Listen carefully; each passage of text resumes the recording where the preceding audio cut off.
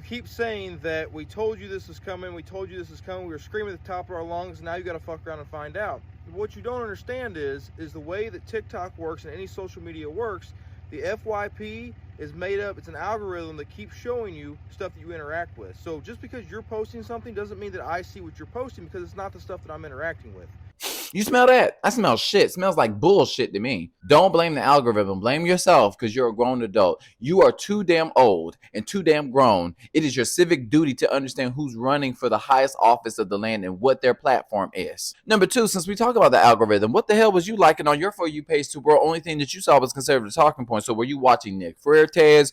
Were you watching Shirley Kirk? The people want to know. Number three, you're telling me that most people are in the center. So you're telling me that even though you saw Donald Trump on the RNC talking about mass deportation, that's somewhere in the center. Him bragging about taking away women's reproductive rights, getting rid of Roe v. Wade, that's somewhere in the center. Him saying that Haitians are eating cats and dogs is somewhere in the center. Look, I'm a farmer, and the only thing I saw on my For You was Miss Betsy Lou. Well, as a farmer, it seems that y'all are quick to forget. Did y'all forget how many farmers went out of business because of Donald Trump's trade wars with China? Did y'all forget? Did y'all forget how many farmers were lost year by year under the Trump administration? And then his administration want to show up to farmers and tell them, oh, well, only the small farmers went down. Only the big ones thrive and survive. And even when he implemented supplementary assistance to those who were affected by the trade wars, most of the money went to the top 10% and the 1%. You had the top 10% getting hundreds of thousands of dollars, while people who made up 80%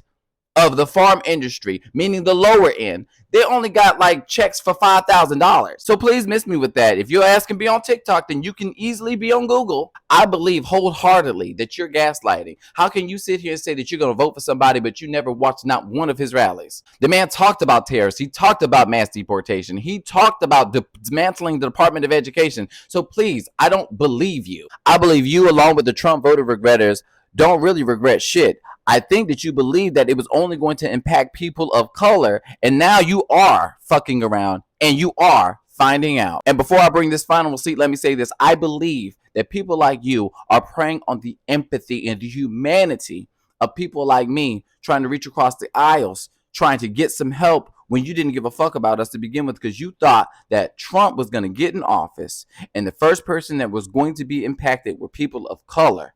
And to prove my point, here's a video of somebody who's disabled who said something about Donald Trump impacting him and how he wants to vote for Democrats in 2028. I did not know any better voting for Trump. I'm mentally disabled, but better luck, Democrats in 2028. At first glance, my first reaction was to have empathy for somebody who's obviously disabled and didn't know any better. However, just 10 to 8 hours after posting this video, he posted a video attacking Maxine Waters standing out of the Department of Education, begging the acting secretary not to shut down operations if Trump tried to dismantle it. Democrats today tried to storm the Department of Education like it was January 6th. They were staging their own coup. They couldn't get in. They had better shots storming the mental ward at their local hospital. Maxine Waters, trying to get in. I wouldn't let her in my house.